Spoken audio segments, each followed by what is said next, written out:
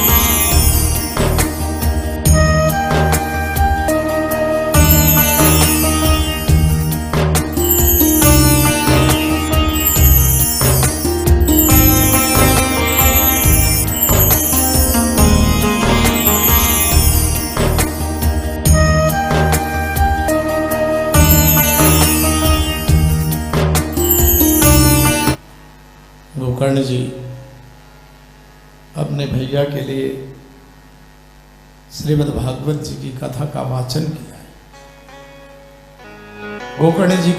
गोकर्ण जी ने धुंधकारी को बुलाया। धुंधकारी जी ने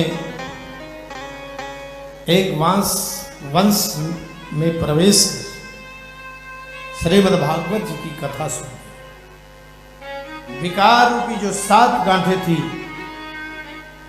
वो एक निमित्त था वास। सच बात तो ये है कि हमारे अंदर की जो विकारों की गांठ है, उन विकारों की गांठ का विभेदन ही वंश ग्रंथि का विभेदन है। हमारे अंदर जो तमाम विकार हैं, उन विकारों को एक एक दिन भी हम भगवत समर्पित कर दे, विकारों से रहित हो जाएं, तो कथा न जाने कब की सार्थक हो गई होती। अब भी कुछ नहीं है। भगवान कहते हैं, भगवान शंकर जब सृष्टि का क्रम बदला, बांटा गया, तो संहार भोलेनाथ को दिया गया। आज जो आप बनाओ उसको मैं बिगाड़ूं तो मुझे तो बहुत पाप लगेगा।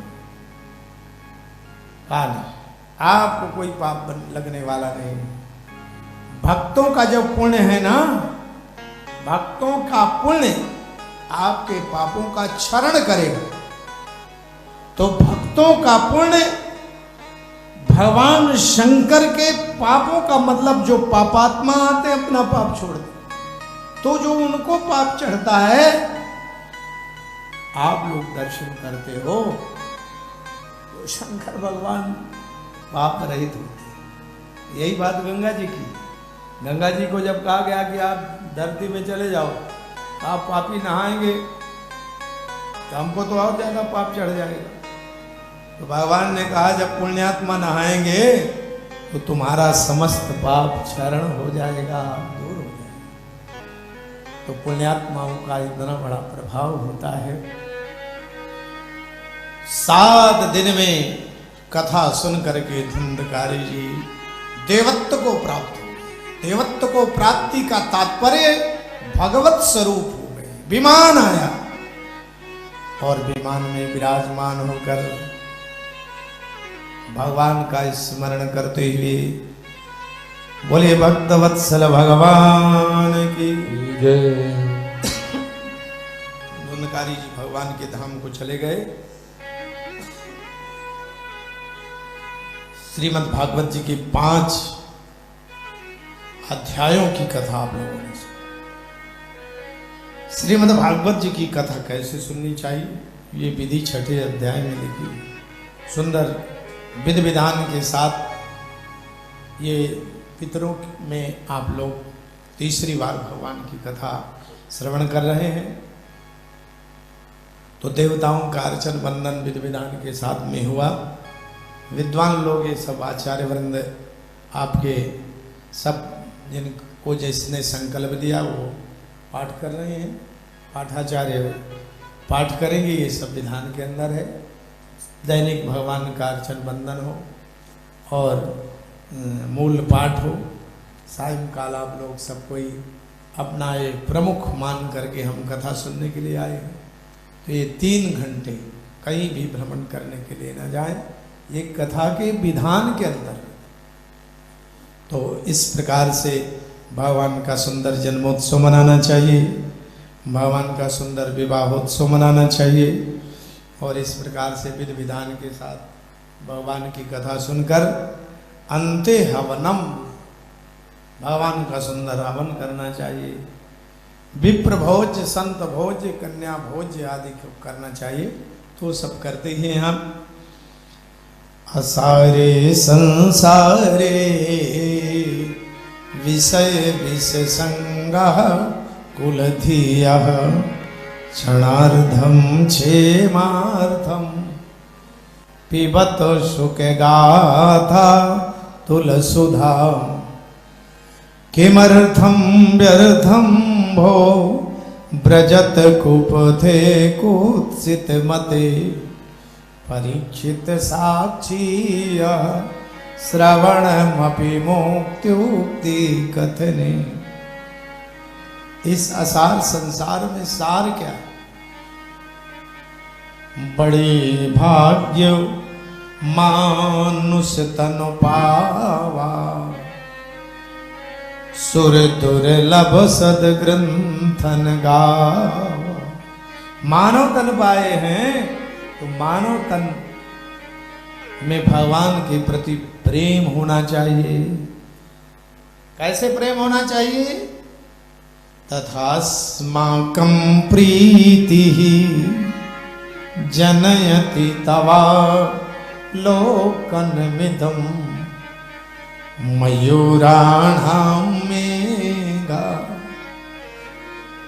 कुबलय कदम्बो मधुलिहा। मोर मेघ को देखकर प्रसन्न हो जाते, अपने आराध्य देव को देखा भी प्रसन्न।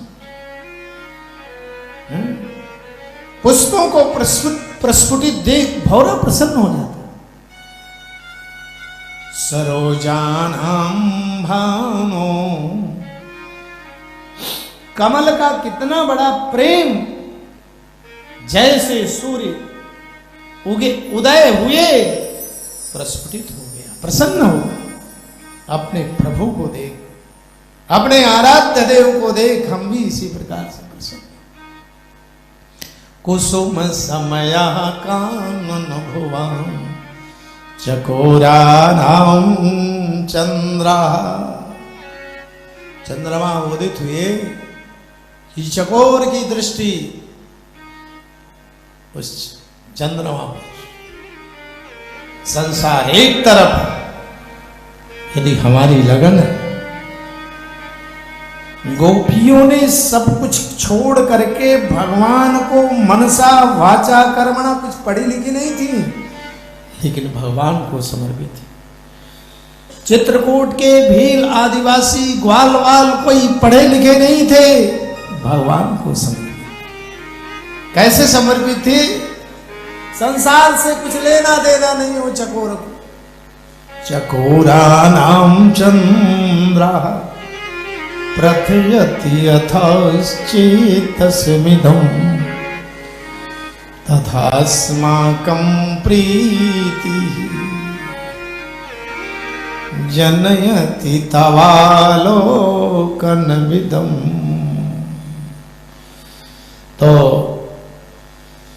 भगवान के प्रति अनुराग, भगवान के प्रति समर्पण, समर्पित होकर के भगवान की सेवा, तो भगवान लोक और परलोक बनाते।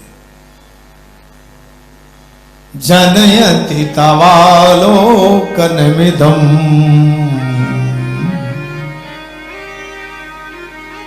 हे प्रभु हमें अवगुणों से रहित कर दे। हे नारायण, हे भगवान कृष्ण, हे सर्वांतर्यामी प्रभु, हम अवगुणों से परे होकर के सद्गुणों की भावना में हमारे अंदर आ जाए।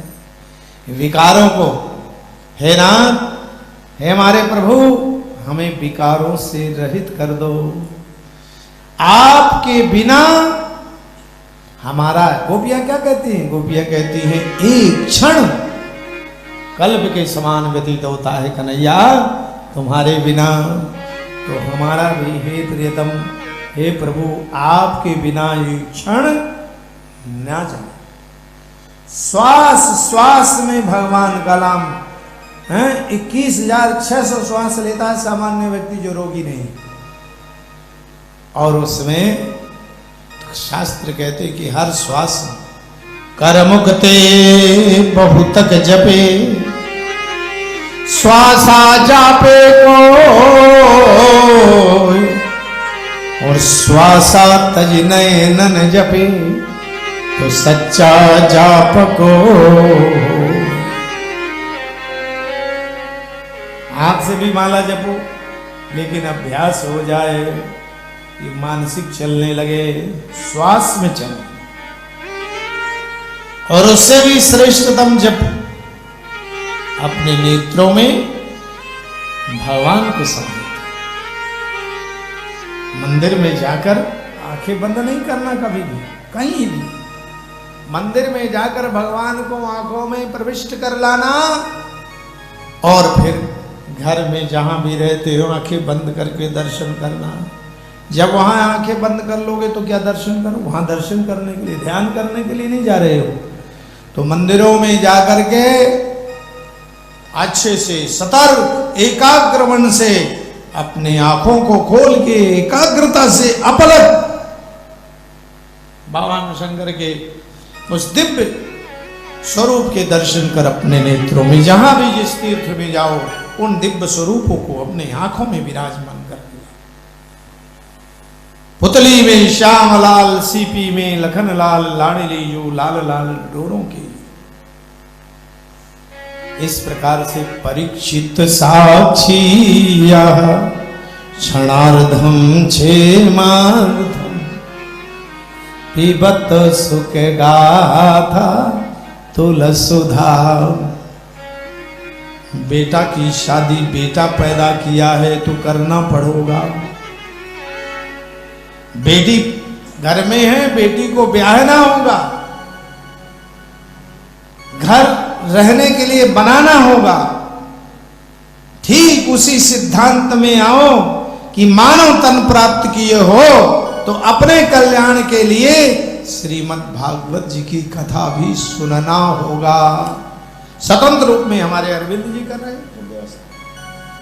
भगवान ने किसी को समृद्ध दिया है, और ठीक व्यवस्था जिसकी जैसी व्यवस्था है उसके अनुसार माता पिता से, गुरु से ऋण होने का साधन ये ग्रंथ। इस कथा को सुनो भी, सुनवाओ भी। जितने लोग सुनते हैं वो सब देवस स्वरूप है। सब लोग देवस स्वरूप हो। आज के समय में सब देवस स्वरूपों का की प्रसादी हो रही है।